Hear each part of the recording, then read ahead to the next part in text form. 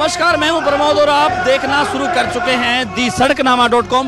इस समय मैं मौजूद हूं हादसे की जन अधिकार रैली में और आपको तस्वीरें दिखा रहा हूं कि इस रैली में जो सब्जी मंडी का ये ग्राउंड है जिसमें जन अधिकार रैली में जो लोग हैं वो पहुंचे हैं और इस रैली में मंच की तस्वीरें भी मैं आपको दिखाऊंगा क्योंकि अभी इस रैली में इनेलो सुप्रीमो ओम प्रकाश चौटाला है वो इस रैली में पहुंच गए हैं और वो क्या कहते हैं, क्योंकि ये कह सकते हैं कि लोकसभा चुनाव से पहले इनेलो की जन अधिकार रैली है, वो ये कह सकते हैं कि लोकसभा चुनाव का शंखनाद है।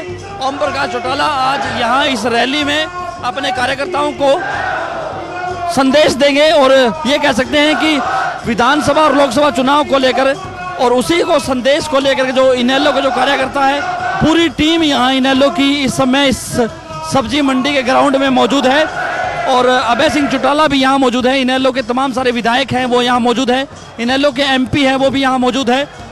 इनेलो सुप्रीमो ओम प्रकाश चौटाला है वो इस रैली में पहुँच चुके हैं और उनकी तस्वीरें हम आपको दिखाएंगे क्योंकि वो इस रैली के मंच पे आएंगे। उसके बाद लोगों का अभिवादन है वो स्वीकार करेंगे और ख़ास बात यह भी है कि इस रैली में जो पहुँची हुई जो भीड़ है, कहीं ना कहीं उस भीड़ में भी ये मैसेज है कि वो चौधरी ओम प्रकाश चौटाला है उनका संदेश सुनने के लिए आए हैं क्योंकि लोकसभा और विधानसभा चुनाव से ठीक पहले जन अधिकार रैली का आयोजन है वो किया जा रहा है हांसी की इस सब्जी मंडी में।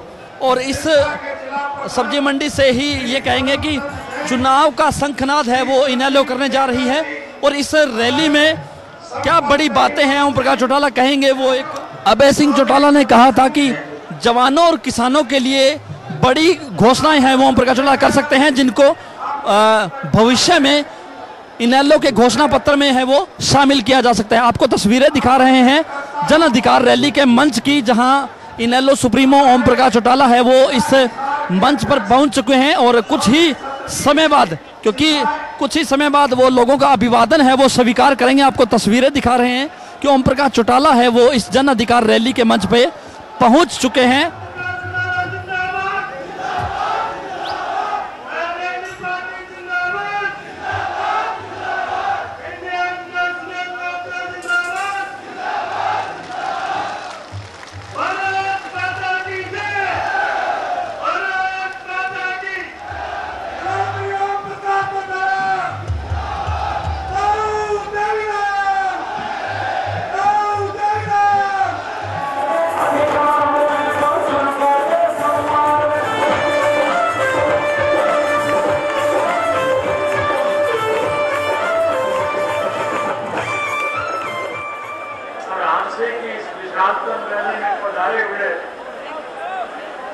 पार्टी के प्रति समर्पित निष्ठावान कार्यकर्ता साथियों,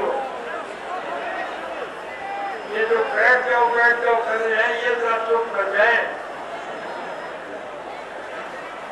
ये खाए बिठाए कौन बैठे, मेरी जबान में रस होगा तो मापे निकालो।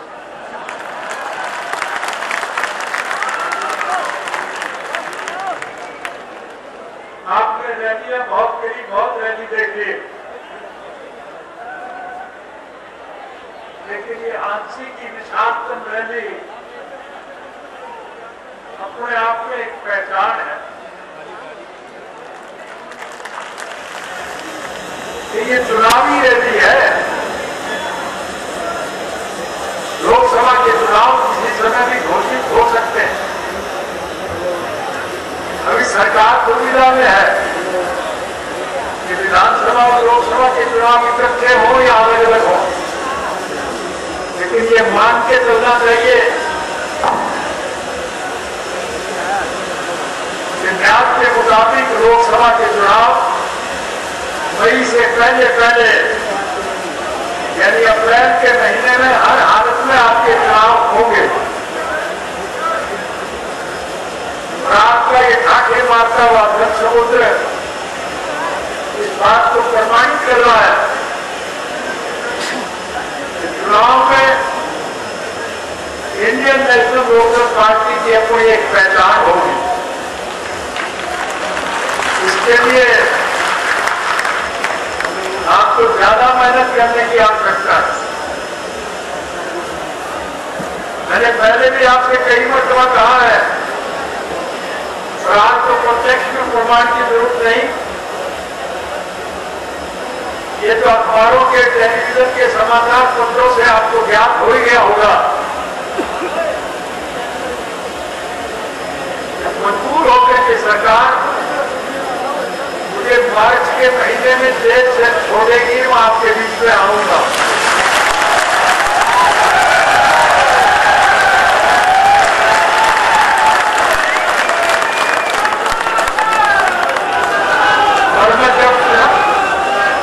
जब मैं आपके बीच में आऊंगा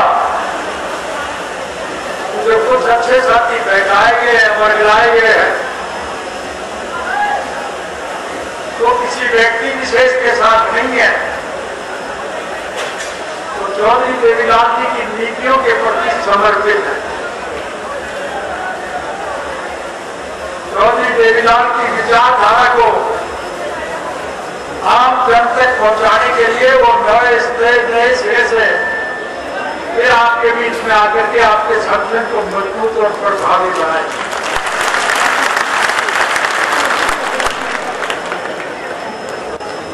इसलिए मैं आपसे विनम्र निवेदन कर रहा हूं कि परिस्थितियां आपके अनुकूल है। जहां तक विधानसभा का ताल्लुक है तो हरियाणा प्रदेश की तरह दीवार पे एक बार लिखी जा चुकी है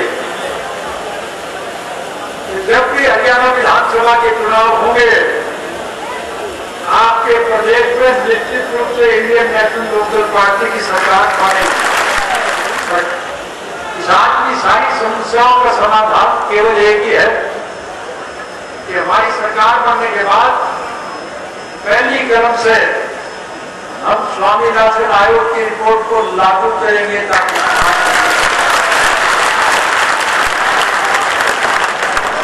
पहले तो मौजूदा सरकार ने भी अपने चुनाव घोषणा पत्र में वायदा किया, लेकिन सरकार बनने के बाद वो चुनाव घोषणा पत्र को छेड़ा ही नहीं। अब जब चुनाव नजदीक आए तो उल्टे सीधे आश्वासन देने शुरू कर दिए। स्वामीनाथन आयोग की रिपोर्ट आज भी लागू करने के लिए तैयार नहीं। अलग अलग प्रदेशों में अलग अलग काम के कानून बन रहे। हमारी सरकार बनने के बाद हम स्वामीनाथन आयोग की रिपोर्ट को लागू करेंगे और तेलंगाना की तर्ज पे किसान को ज्यादा से ज्यादा सहूलियात मुहैया कराएंगे। आज इस बात से हम हांसी की सब्जी मंडी में बैठे, एक प्रकार से जहां आपकी चुनावी सभा का उद्घाटन है उसी प्रकार से मैं ये कहूं तो ज्यादा उपयुक्त होगा कि हांसी की सब्जी मंडी का भी आज उद्घाटन ही है।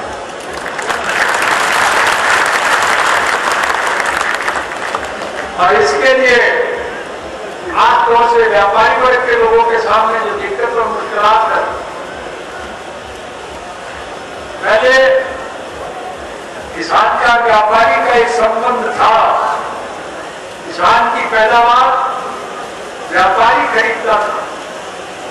कांग्रेस की सरकार ने लोगों को गुमराह करने के लिए स्टेट ट्रेडिंग शुरू की थी और उसका परिणाम ये निकला कि भाव तो केंद्र की सरकार निर्धारित कर देती थी लेकिन खरीदती नहीं।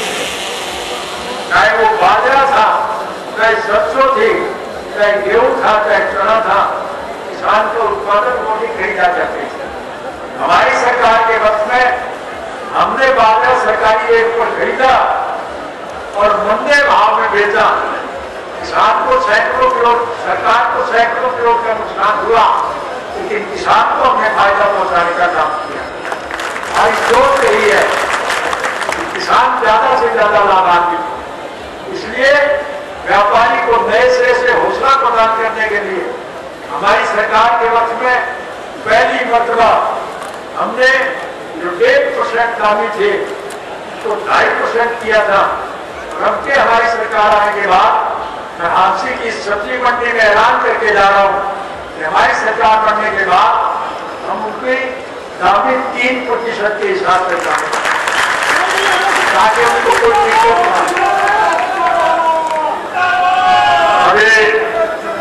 अभी आप सब लोगों ने शहीदों के प्रति सम्मान प्रदान करने के लिए अपना मौन रखा।